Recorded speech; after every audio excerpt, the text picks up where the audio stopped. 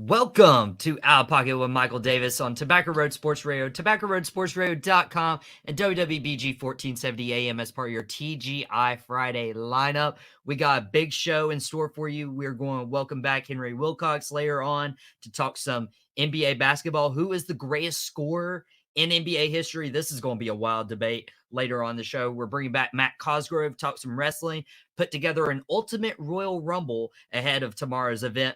But we are in the thick of the NFL playoffs, and so I've welcomed my guys in. Obviously, Out of Pocket regulars, Jackson Cordray. Jackson, what's up, my guy?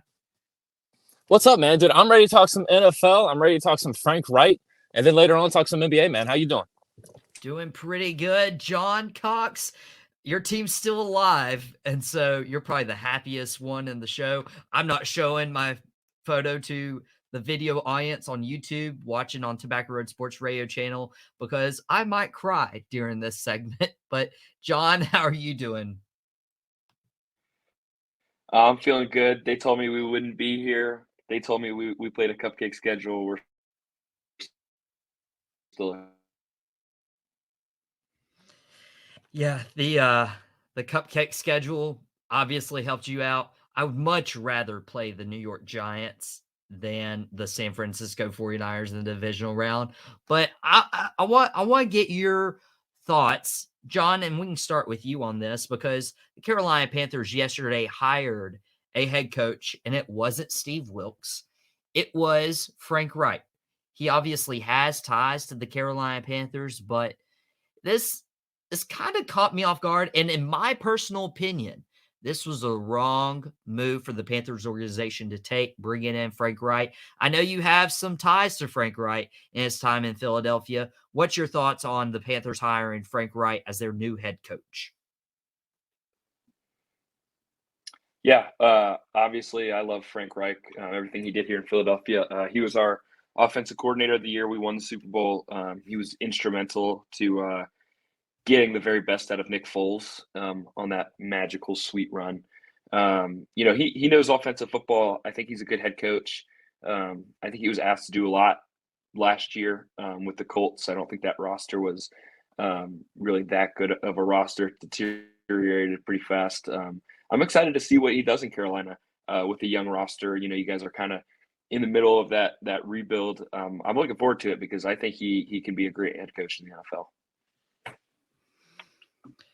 Jackson, what's your thoughts on this hire? I think it's an all right hire. Really, when I think about Panthers and offensive genius, I was hoping for Sean Payton. I was thinking, okay, are we trading a mid-round first for this Payton guy who's, as we all know, one of the greatest offensive minds in all of football. So when I heard the Frank Wright news yesterday, man, I was disappointed. I was, he's got an average record somewhere near 500. He's gone through plenty of quarterbacks: Carson Wentz, Matt Ryan, Sam Ehlinger. He's gone through some okay quarterbacks, and they still haven't produced. My question is, can he capitalize off of Sam Darnold this upcoming year? And honestly, if they go the Matt Corral route, can they capitalize there, or will they go after a quarterback in free agency or the draft? They don't really have the positioning in the draft to go get a top tier quarterback unless you're looking for, an Anthony Richardson type guy. But to be fair, I think this Frank Wright move is middling, and that's what the Panthers do. They are a middling franchise, and they will always be middling outside of the one Cam super year. So moving forward, do I think this is the absolute correct move? No. Do I think you got to give the guy a chance? Debatable. I'm not entirely sure. What I am expecting is for the Panthers to go into the offseason, botch their first round draft pick, and continue to be 5-12 to 8-9 for the foreseeable future. John, you're not happy with that answer, are you? No, I mean, come on. He was 41-35 as head coach. It's right around Close 500. to 500. It's not awesome, but yeah. Carson Wentz, the corpse of Matt Ryan, Sam Ehlinger, who's that? What? I don't think he was really given a fair shot in Indianapolis with that roster. And I don't look at the Panthers draft prospects as badly. I think as Jackson does. I think Anthony Richardson, he might be a top 2 quarterback in this class, actually. He's got a lot of tools, physically gifted, can make a lot of throws. He's just raw. And that's what you have to do in the draft. When Josh Allen came out, he was raw. He could make all the throws. He was an athlete. That's kind of what you see with Anthony Richardson. It's just about getting the right guy in there that can mold him. And, Frank Reich, he's done work with good quarterbacks in the past. He was a big reason for Carson Wentz's MVP caliber year in 2017 before he got hurt.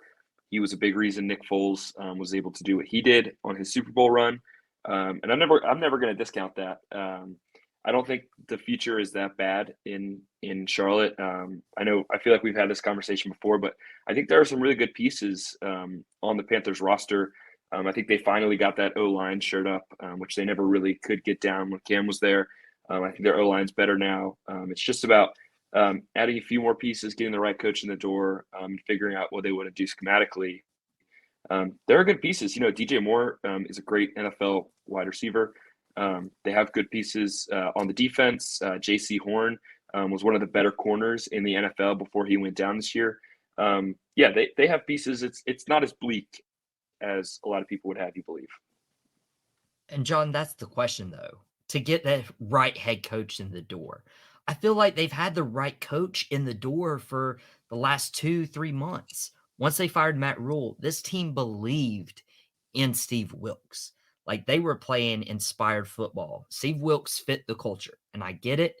Frank Reich, helped Philadelphia win a Super Bowl with their backup quarterback, Nick Foles, who has done nothing before and after that time. Honestly, when's the last time you heard of Nick Foles? This is the same Nick Foles who threw 6 touchdowns in a single game against the Raiders. Just so we're clear, Nick Foles is not a nobody before the Super Bowl run. He was a decent NFL quarterback. Yeah, okay, but with Steve Wilks, you had a guy who fit the culture. Frank Reich, can he fit the culture? And some guys are really great coordinators. Frank Reich thrived in Philadelphia as a coordinator. Went to Indianapolis, didn't do so hot, and was given better quarterbacks than Sam Darnold.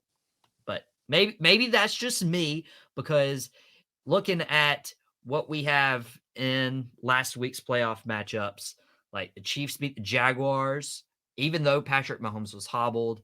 But the Eagles defeated the Giants. And John, I wanted to ask you this real quick, since you are the Philadelphia aficionado, fan, whatever. Gosh, I hate that you guys are in the playoffs and we're not. Just so you know, if you had played the 49ers, you're probably losing. But we'll find that out this week. We'll talk about it before the end of the segment. Were the Giants supposed to be there in the playoffs? It felt like they were playing out of their league. So does this say more about the Giants just, getting lucky, or does this say more about where the Eagles are right now in terms of momentum? Hey man, the Eagles are the Eagles. This is the best roster in the NFL. There's Pro Bowlers all around, led by Jalen Hurts. I'm ready to say it. I'm ready to call him a top 5 quarterback in the NFL. I'm ready to do it. What he provides to that Eagles team. I mean, you could say whatever you want. We can talk about what happens when, Chad Henne goes in for the Chiefs on their offense. What happens? They score a touchdown. They go on a 70-yard drive. Gardner Minshew comes in for the Philadelphia Eagles for 3 games, and I think we scored 2 touchdowns over that span. We didn't win a game. Against an elite defense in Dallas. Okay, by the way. Absolutely. Yeah, right. But it was night and day. It doesn't matter. It doesn't matter. It was night and day. Jalen Hurts gets that game done in Dallas every time. I have, Nick Sirianni, the head coach of the Philadelphia Eagles, called Jalen Hurts the Michael Jordan of the NFL. I don't know if I'm ready to go that far yet, but I will say this: nothing is going to freak him out. Nothing's going to bother him. Brock Purdy's never played in an environment like Philadelphia. Oh my You know, gosh. he had a great record in college at home, and he had a not so great record on the road in college, which I think is going to play a big factor. You know, it's giving me 2017 vibes. You know, third string quarterback, number one Oh, defense in the NFL coming to the link. We'll just have to see what happens, man. The Philadelphia, it's Jackson, the Eagles are the real deal, guys. I, Jackson, Jackson. I just so I don't feel like I'm biased or a homer. Can you call John Outta Pocket for that Jalen Hurts top 5 quarterback take real quick? My brain hurts. That might have been the stupidest thing John has ever said.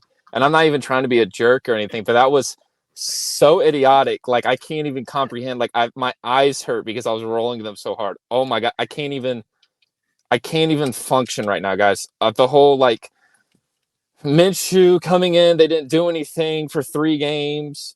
You got to remember that the system isn't built for Minshew. Like last year when Geno Smith came in for Russell Wilson, they went 1-2 because the system wasn't built for Geno at the time. Like the system isn't built for Minshew at the time. And the next thing you know, when Russell goes to another team, he fails and Geno succeeds because the system's built for Geno. So you got to remember that schematically, each quarterback's going to be a completely different guy and is going to read completely different things. And you can't just come up with a new playbook within 1 week to give Minshew this, to give Minshew all the credit in the world that he deserves, right? When you say Jalen Hurts is a top 5 quarterback, I mean, is he the best? I mean, he's the 3rd best quarterback in the playoffs right now above Purdy. But last week I would have taken, I mean, my God, like Allen, Mahomes with one leg, Burrow, Dak. Am I missing guys? Because that was I can't even function right now. But for how like Dak ridiculous threw that Hurts 2 thing was. interceptions in a playoff game. Dak threw 2 interceptions in a playoff game. Yeah, and Burrow sucked last Single. year. Here's the thing: Burrow sucked Oh my last year in God. the playoffs. Burrow wasn't good last year in the playoffs. We all know that. Look at his EPA per game.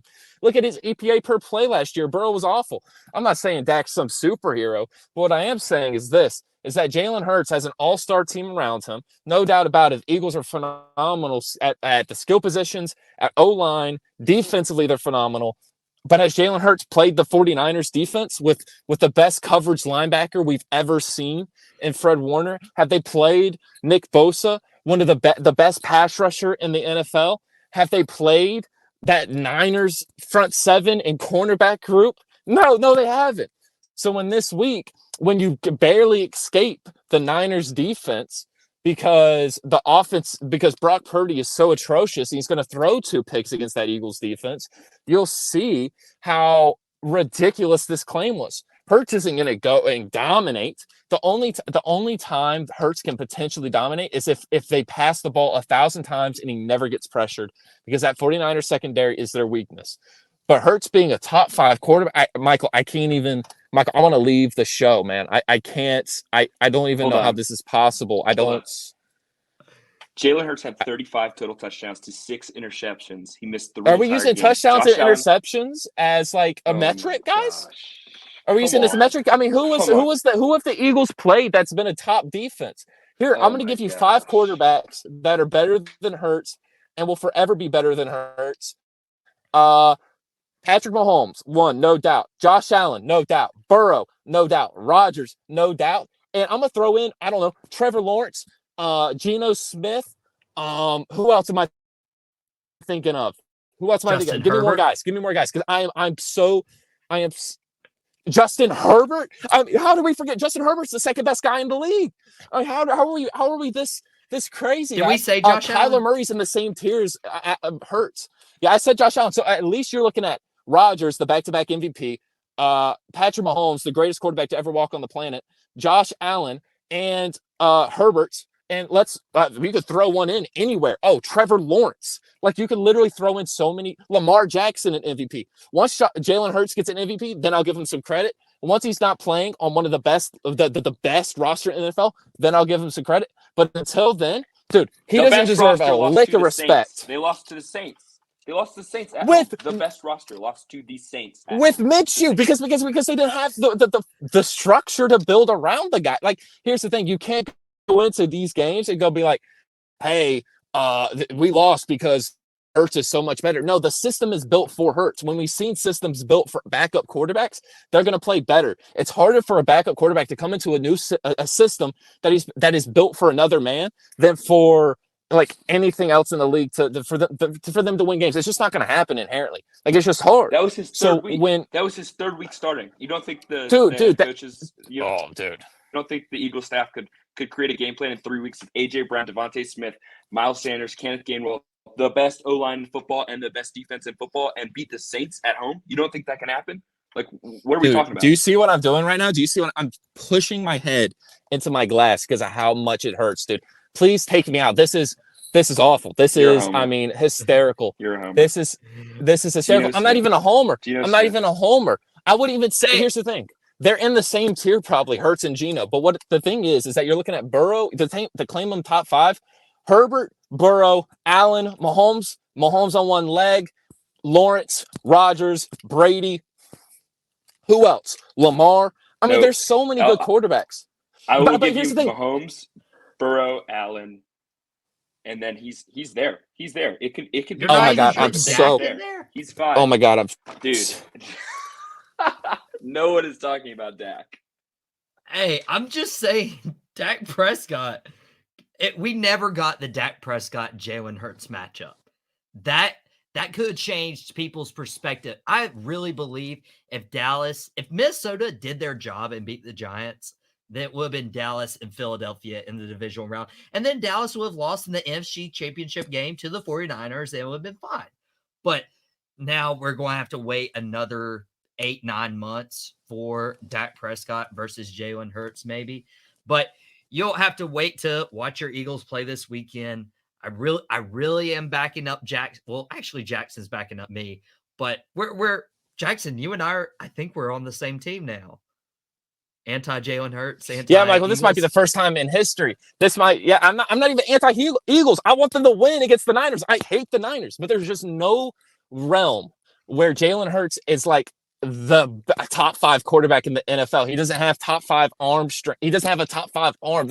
There's so many components to all of this to where, does Dak have AJ Brown, the 3rd best receiver in the league? Does Dak have that offensive line? Does Dak have Devonta Smith? Does Dak have Miles Sanders? Here's the thing.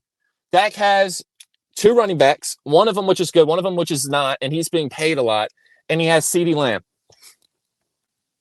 That's the list, guys. That's the list. Dalton Schultz is a good tight end. Dalton Schultz is a good NFL tight end.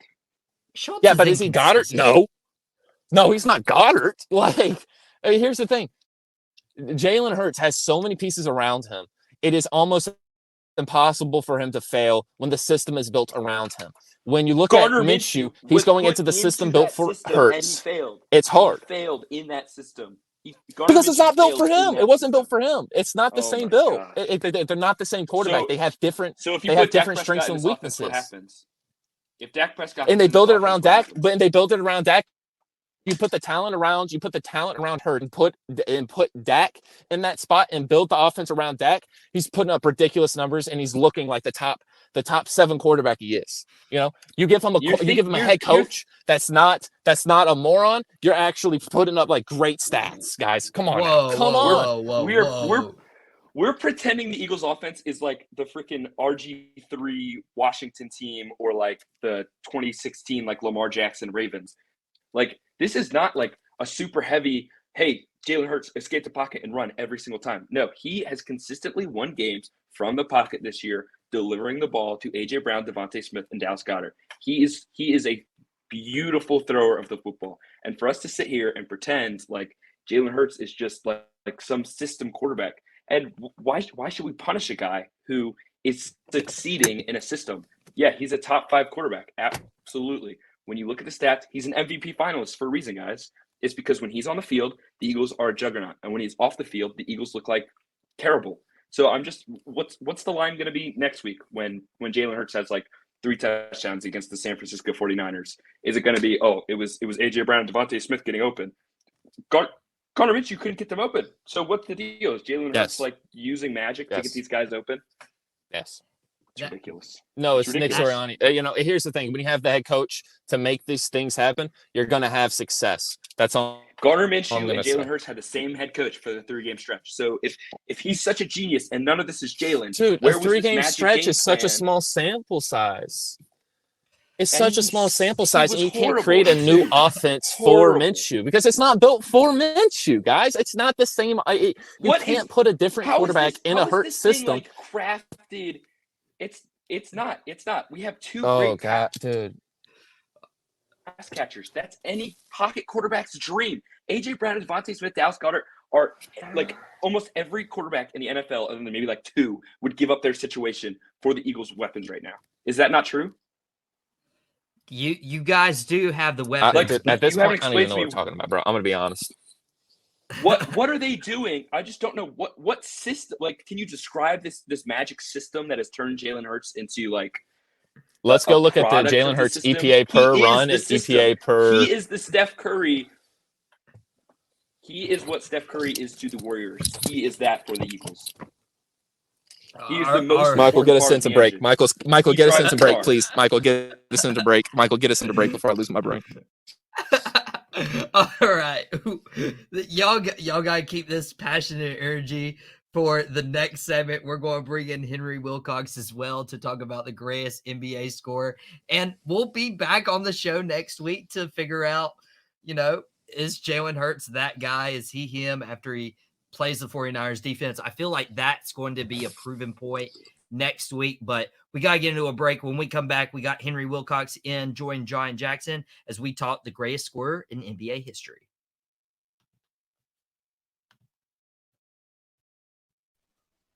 Welcome back to Outta Pocket with Michael Davis on Tobacco Road Sports Radio, tobaccoroadsportsradio.com, and WWBG 1470 AM as part of your TGI Friday lineup.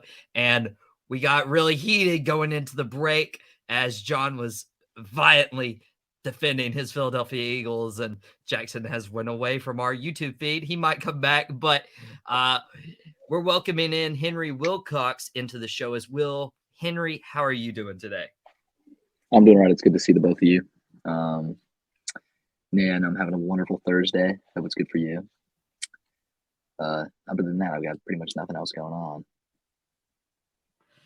Hey, and we don't have much else going on, so we're going to talk the greatest NBA scorer of all time. And this topic came to my mind because, LeBron obviously getting all the push for, reaching the scoring title. He's almost about to pass Kareem here in the next maybe 7-8 games from now. LeBron this week also became the first player in NBA history to score 40-plus points versus all 30 NBA teams. And then you have guys just putting up 60 points like Damian Lillard did against the Jazz this week. And so I wanted to pose this question to you guys. We can start with John on this. Who is the greatest NBA scorer of all time? Because I have something in mind. I want to see what you think. It's an interesting question. I think it's something we do as fans that doesn't have like a ton of actual merit. It's kind of a weird conversation to have. There's so many ways that you can define score, if that makes sense. If you want to go versatility, I would not hate the argument for a guy like Kevin Durant. A guy that can pull up from anywhere on the court. He's also 7 feet tall. He's got the handle that can get him to the rim. He is the definition of a 3-level scorer. But if I'm looking at accolades mixed with pure talent, I got to go Kobe Bryant, man. Kobe Bryant has essentially the same bag that Michael Jordan had. He was never quite as dominant, obviously, when you talk about the greatest player to ever step on the basketball floor, Michael Jordan. It's hard to beat that. But I couldn't do this segment without having Kobe Bryant's name come up. If you look at what he did, he averaged like 50 in a month. Of course, the 81-point game, like the highest in modern basketball ever. It's difficult to say. It's an interesting conversation to have, but if I'm picking a guy to be my best scorer of all time, I'm going Kobe Bryant. Another 3-level scorer, kind of came in before that 3-point revolution. I'm sure he would have shot more threes had he come in later. But man, was he just he was dominant on the offensive end. If my life was on the line and I needed somebody to get one bucket for me against any defender in NBA history, Kobe's like number 2, maybe number 3 on that list. I'm giving that guy the ball. I'm getting the heck out of the way. I'm letting him go to work wherever he wants to go to work. He can get down and low. He can give you the back shoulder. He can beat you off the dribble. People forget how athletic he was when he was playing with Shaq. He was a beast. He could beat anybody off the dribble. He could blow by anybody. And then the way he refined his game as he aged, the same way Jordan did. He could hit the shot from anywhere. He could get you to his positions. He could get to his spots. He could dribble. Just a master of the craft. I gotta say Kobe Bryant. Kobe's definitely, I would say Kobe's top 3 for me. He's not my guy. Henry, who is your pick for the greatest scorer in NBA history? I want to start off by saying I don't disagree with John, and it's a difficult conversation to have because, like, when we talk about scoring, there's the best at a certain type of scoring or the most efficient scorer, and the most efficient scorer, of course, is probably going to be Kareem Abdul-Jabbar. And I think we can all pretty much agree on that, especially just with this guy. I mean, John, if you have something to say about that, you can in a minute. But I think my guy, other than LaMelo LaFrance Ball as one of the greatest scorers of all time, I would have to say that it is LeBron James. Because if I need a bucket at any point, I think like a 3-level score, I think if I want to slip a 3-level score, he can do every single thing. He can post up, he can shoot mid-range, he can shoot 3, and his game evolves. And we're talking prime LeBron, we can talk about point guard LeBron, we can talk about any era. I think that he is the most versatile scorer we've ever seen. And I think that he kind of gets put out of that conversation because, I mean, immediately we go to Kevin Durant being like greatest scorer of all time. But LeBron can really do what he does. And he's not 7 foot. He's not shooting over these people. He's getting those tough buckets and he's getting there. I think Kobe's a great pick. And I think Jordan would be a great pick. But I think that LeBron, just because of the time, being able to shoot from the 3, being able to shoot from mid-range, and being able to post up, doing literally everything on the court, I would have to pick him as my best scorer of all time. Henry, I am... Great basketball play every time. What did you say, John? Just, LeBron, he's not going to try to score every single time. And I think that speaks to how good of a scorer he is. That's not his first instinct on the basketball court. He's more of a Magic Johnson. But, if he put his head down and said, I'm going to score 40 points every single night, I think he could have throughout his entire career. Well, that goes to say something because I feel like LeBron's had to depend on a team around him for so long. And I've brought this out. I don't know if I've brought this out on the show. I know we've brought it out in conversations, just you and I. It's like LeBron had like a terrible relationship for 7 years. Toxic, horrible. Okay. He's like, you ain't treating me right. And then he leaves, he smartens up, he leaves, goes and finds a great relationship for 4 years. The relationship brings a couple rings. Everything's great. You're hanging out with your buddies all the time. Great weather, no state tax. And then you're like, you know what? I'm going to give this up to go back to that toxic relationship. And now he's just like, I just want to waste away my life in LA. Like that's LeBron James for me. And that kind of tarnishes his view in my eyes of being the greatest scorer of all time. I think he's 4th. I think number 3rd is, and honestly, I think you were going to go this route, John. I think 3rd is Allen Iverson. Allen Iverson, underrated. I mean, of the top 50 all-time scorers in NBA history, here's the complete list. Here's all the guys of who's on that list who was 6 foot or shorter. Allen Iverson. AI. And I hate Philadelphia. You know this with a passion. I hate Philadelphia. But he's, for what he's had to work with, one of the best of all time. Okay? He's number 3. Number 2 is Kobe. Kobe was your pick, John. LeBron's 4. That was your pick, Henry. But number 1, how can you go against Michael Jordan, who had to score and stepped up to the occasion and was unstoppable? And despite the generational changes that we have seen, Michael Jordan still has the highest career average for points per game in NBA history. As much as the game's developing where it's gone from like scoring 70, 80 points a game for each team, and it's almost doubled sometimes when you're seeing games in with like 130, 140 points, Michael Jordan still has 30.12 points per game, highest in the NBA history. And that says something. That says something to be that good in that generation. How many points do you think he'd average in today's NBA? It would be a lot. Before we even get into that, Mike, I just want to let you know right now, your mention of the toxic relationship of being the Cleveland Cavaliers, that is ridiculous to me. He was the hometown boy. He was from that area. They picked him. They put on for him for 7 years. He took them to the finals because he was so good. He's kind of a parallel to Luka Doncic's situation. They didn't have the picks and they couldn't make the right moves. Also, he got screwed by Carlos Boozer. I think you know that because Carlos went behind their backs and signed with Utah. So he's probably second or maybe even his third best teammate behind Big Z leaves, and they can't do anything for him. And so he does go to Miami. And I guess you say that tarnishes his legacy because he goes back eventually to that toxic relationship, which again is ridiculous.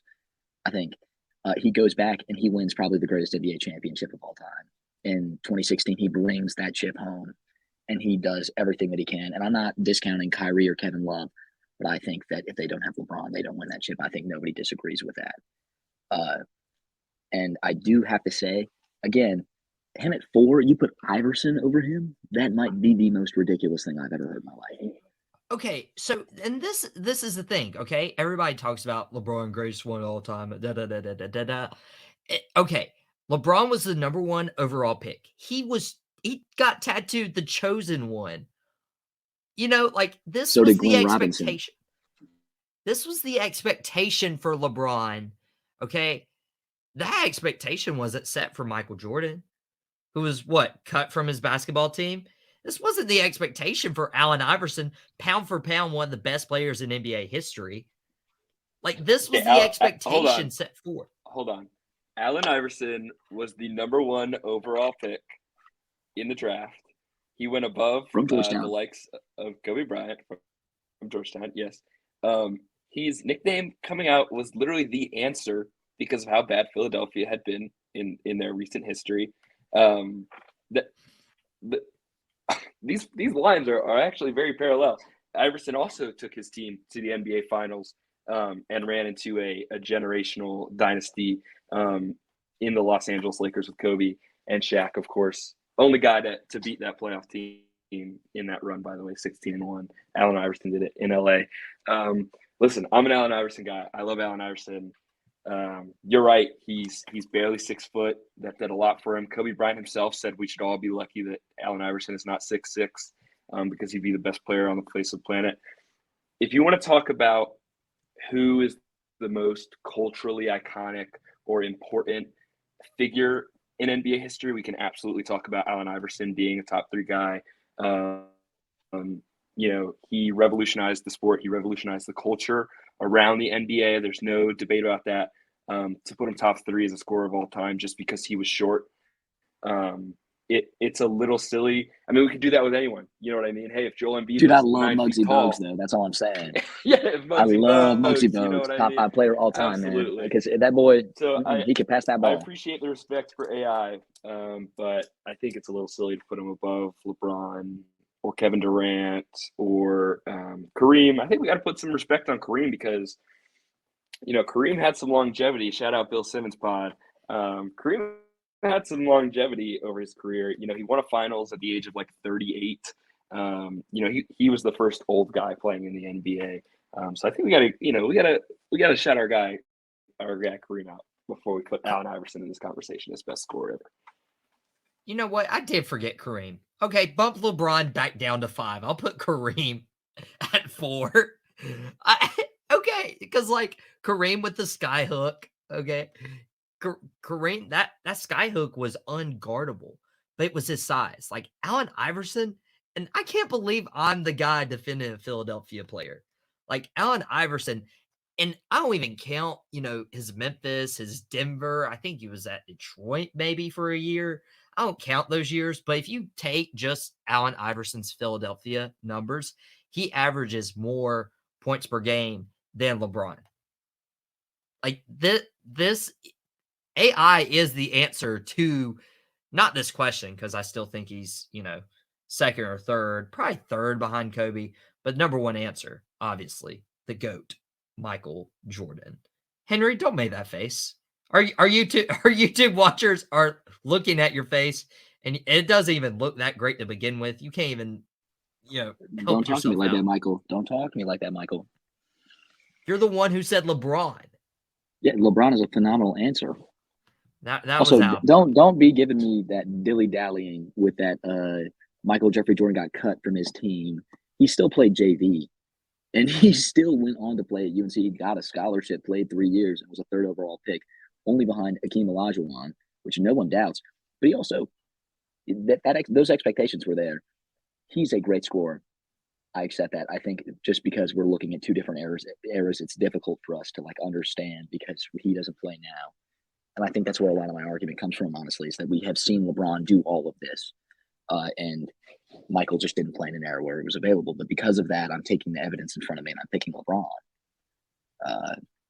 But Kareem over LeBron, that's not going to last more than 2 weeks. I don't know. LeBron did only score 6 points in a finals game, man. I don't know. Such a meltdown. Oh Hey, my God. as much as I hate LeBron, don't bring that up. As much as I hate LeBron, don't pay me with that. We should have beaten. Listen, you can say whatever you want. Michael Jordan would never do that in an NBA Finals game because he would never trust anyone but himself. Like, it speaks to who LeBron is as a passer, as a make the right play kind of guy. But Michael Jordan is never letting that happen if he's in a Finals game. That's all. Does it speak to LeBron's willingness to pass the ball, or does it speak more about their confidence? Jordan had more confidence in himself than LeBron did, especially in those moments. Because, come on. I think it never really, that's kind of what screwed LeBron. Yeah, because I don't know if it was confidence or just pure spite. I think Jordan was just fueled by pure spite. I think if LeBron was more spiteful, if he hated more people, I think we might be having a different conversation I think about LeBron. The old adage goes is that if Michael Jordan went to therapy, he never would have been that good. Because no, think about it. I'm being honest. He went out there and he someone would nod at him and be like, we've all seen The Last Dance, and he's like, I took that personally, and then he puts up 60 points. If he had some healthy coping skills, we would never have the greatest basketball player of all time. Which I hope he finds help, but he's still failing the Charlotte Hornets as we speak.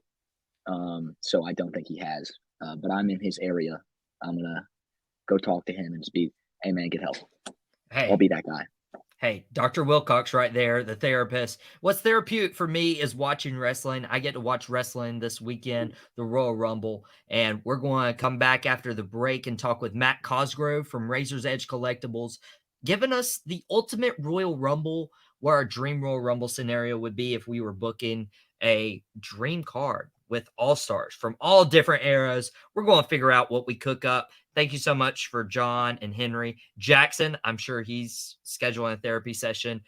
John might be good to do some couples therapy with Jackson after that last segment. But best of luck to the San Francisco 49ers this weekend. All right, we're going to be back after the break with Matt Cosgrove, so stay tuned on Tobacco Road Sports Radio, tobaccoroadsportsradio.com, and WWBG 1470 AM.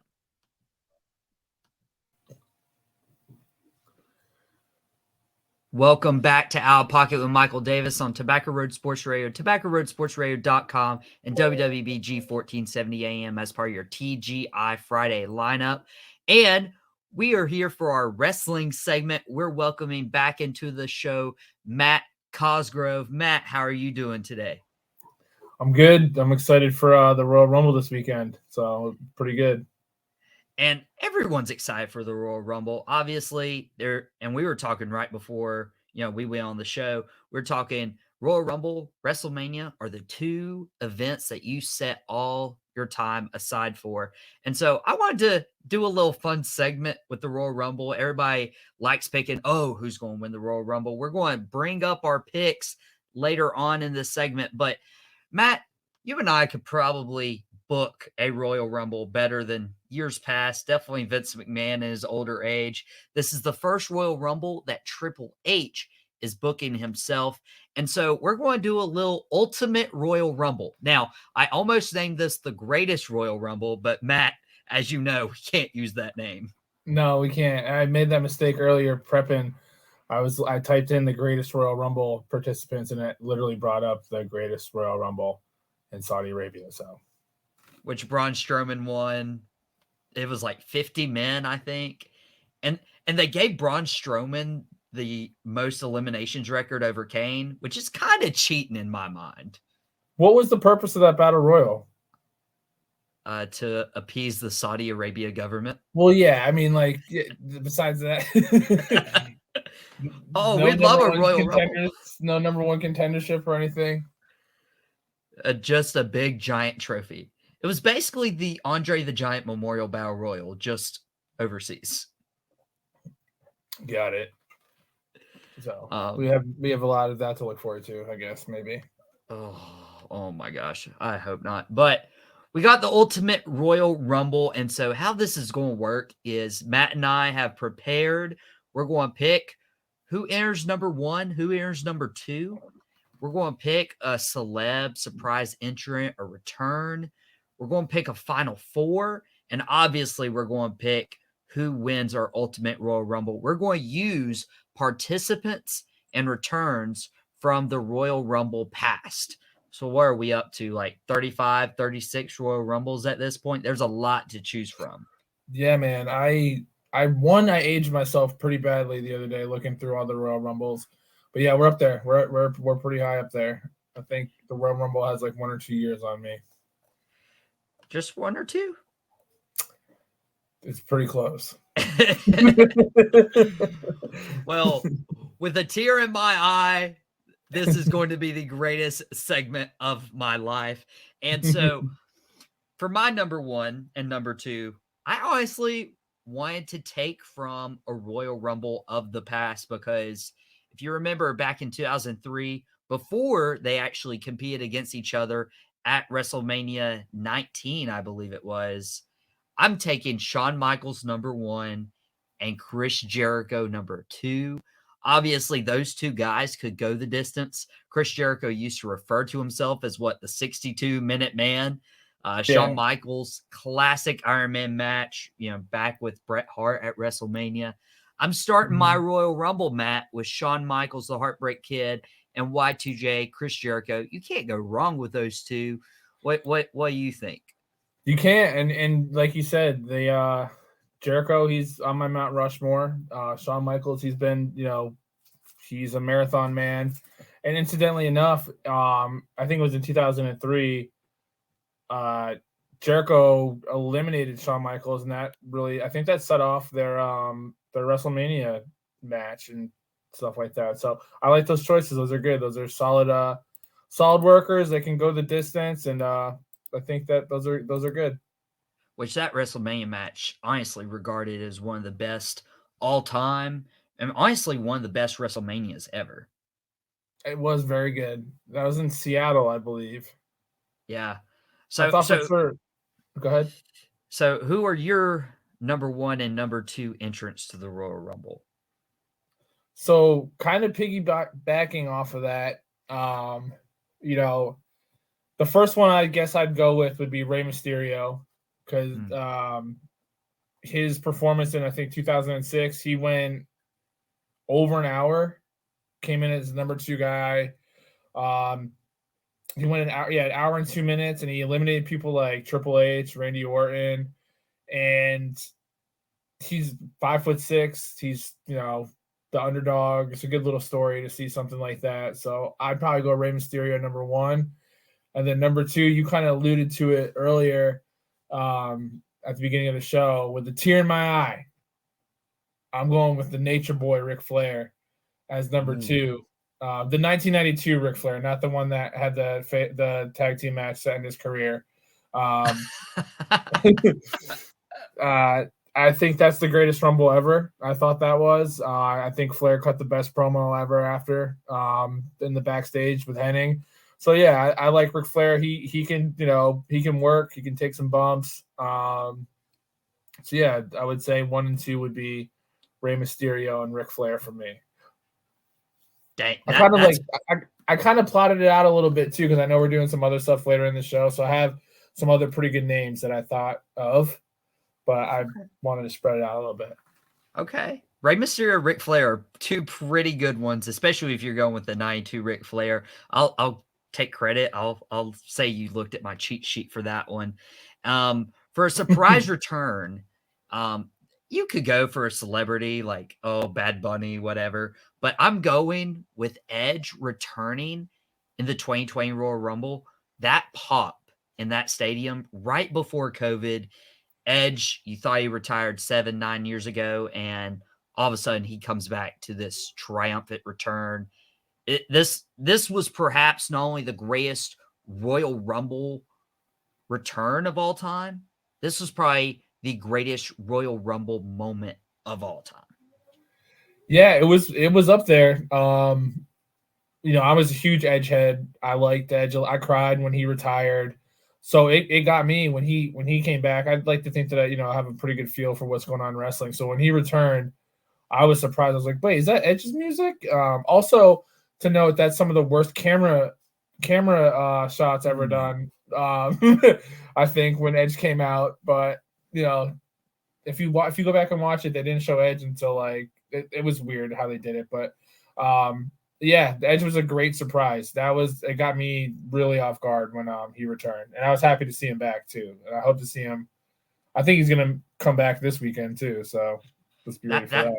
That's what I'm leaning towards, and hopefully they would fix that stuff in post-production, but nobody's ever went back and fixed it. But now you have the challenge of topping the return of Edge 2020. I know you're not going to do it, but what you got?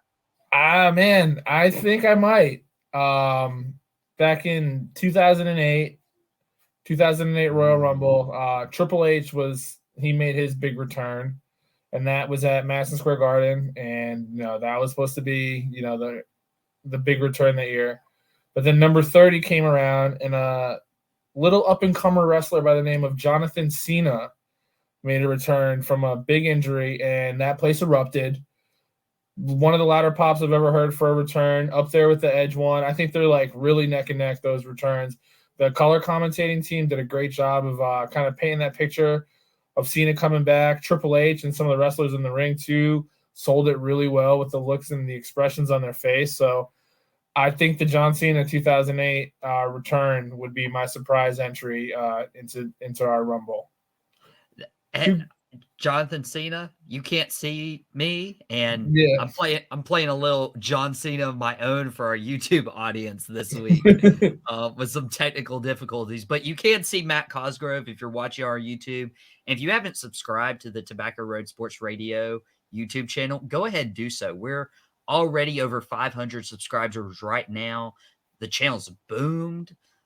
So you can listen to us, Outta Pocket. You can go back and listen to our past episodes. You can watch Believe in Panthers podcast with Jonathan Stewart on there, along with big hire today.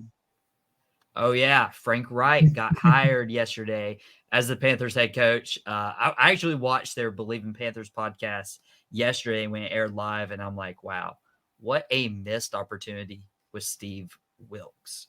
Okay. We can hear about that on the Panthers show, right? Right. So for our final four, I want to give you the option first to tell us not only your final four, but who wins out of that final four. Okay, so with our final four here, I know I mentioned Rey Mysterio and Cena coming back and Ric Flair, but none of them. Well, I shouldn't say none of them, but my final four would be Kofi Kingston. Ooh. Probably 08 John Cena. Who am I kidding? The other two, I would probably say the other two would probably be maybe 1994 Diesel, Kevin Nash, because he had a good run on that with Big Daddy Cool. And then lastly, I'd have to throw in my man Mick Foley from 1998. I think that's when he came off and did the three faces, and that was one of the coolest things I remember seeing someone do. So that'd be my final four. It'd be Foley, Diesel, John Cena, and Kofi Kingston. And Kofi purely for the fact that every year he does something super fun to avoid elimination, and I think that's just enough for me to get into the Final Four. Hey, Kofi's been underrated in his time. So Foley, Diesel, Cena, Kingston, winner? Cena. Cena. As much as I'm not a big Cena guy, that 2008 comeback, like that was good. So I'd have to give it to John Cena. But hey, he's been around long enough. He's a Massachusetts guy. I'll give it to him. Hey, John Cena is a good winner. I almost put him in my Final Four. So who am I going to? You know what? Let me get in my Final Four. Let me get the guy who dominated WrestleManias over and over and over again and only won a Royal Rumble match, The Undertaker. The Undertaker being the locker room guy, he's done it all. Let me get another guy who has made his name at WrestleMania. It's Triple H. You mentioned him earlier being the last one eliminated when he faced Rey Mysterio in the 06 Royal Rumble. Triple H can obviously be that guy, get a crowd turned on him. Perfect role right there. So Undertaker, Triple H. Let me stay with the Attitude Era theme with Stone Cold Steve Austin. He's won 3 Royal Rumbles. Yeah. Might win 4. So we're going to talk about that here in just a minute.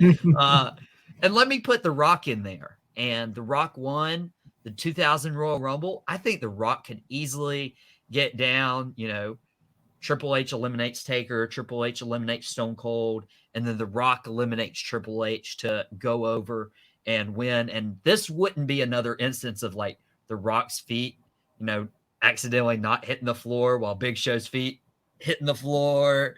That whole right, or like with the Bulldog and HBK. Right. Yeah. Real quick, you remember the time when John Cena, when he defeated Batista in the Royal Rumble and Vince came out and blew both his quads? I was just talking to that with one of my friends of like, even a non-wrestling fan brought that up. And I'm like, yeah, that was the first ever Royal Rumble I watched. And Vince McMahon's just sitting there in the ring looking like he's pouting, but lo and behold, he's torn both his quads and can't get back up. Oh, what a moment. I'll never forget that. Yeah, so that's our Ultimate Royal Rumble. It's going to be posted on social media. Probably we'll give these listeners a few days to mull it over everything. We might put the poll up next Wednesday, something like that. Give fans some time to really understand whose Ultimate Royal Rumble was better, and it was definitely mine. But Matt, good try. We appreciate you as always, and I appreciate you being my news guy, my insider guy. You're always the first one to text me when news breaks. I don't know how you do it. I don't know who you got in your ear, but you texted me maybe an matchup between Stone Cold and Roman Reigns. And so with the Royal Rumble this weekend, a lot of people are hoping The Rock comes back. I'm one of those people. A lot of people think Cody Rhodes might win, but could it be that Stone Cold returns and wins the Royal Rumble in 2023? Hey, never say never, right? Last time I was on, we talked about how no one's really ever done with the business. Stone Cold, he had a heck of a match last year against Kevin Owens. It was fun. I think a lot of people would really enjoy watching Stone Cold versus Roman Reigns, but I guess my question is, would Stone Cold come back to do the job to Roman Reigns and lay down to him? And are you willing to put the belts on Stone Cold Steve Austin? So there's a lot of moving parts to it. So, I mean, Stone Cold could show up. Also, The Rock could show up too. So I think when they said that The Rock was out, there's a couple of red flags there for me to kind of say like, well, maybe here's a couple of reasons why I think it might be just trying to make the surprise bigger. They announced Cody Rhodes coming back early, and I thought that was going to be the big surprise entry, number 30 for this year. So once they said that, I was like, oh, they got someone in their pocket. Number 2, the Royal Rumble's in LA. The Rock lives in LA. and it's the biggest gate of WrestleMania ever. But you could also make the same argument that Stone Cold Steve Austin's from Texas, And the Royal Rumble's in Texas. And the place, and it's in San Antonio, largest Royal Rumble gate ever. So you got to have a heavy hitter come. You got to do something. So it's going to be interesting. It's gonna be, if those two guys don't show up though, I think, are we going to do who we think is going to win now, or? Yeah. Let's shoot it out before we get out of here. Yeah. So if Stone Cold and The Rock show up, or The Rock shows up, then obviously it's going to be one of them. If they don't, I think it's two people. It could be between two people.